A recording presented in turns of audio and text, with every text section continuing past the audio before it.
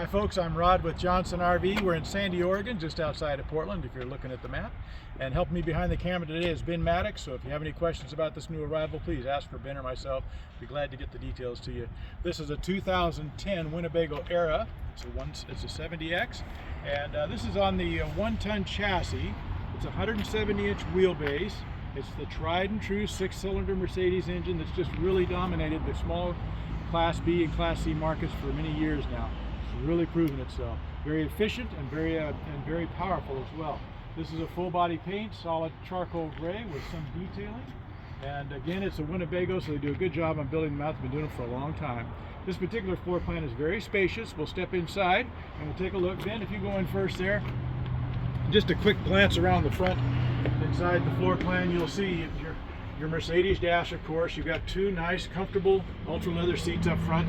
Both those seats turn around and become part of your living area here. You also have a third seat located. And where Ben's standing, there's a nice spacious area there where you can put a kennel if you like, or another cabinet, possibly configure it with another chair, so you'd have 4 seats up front.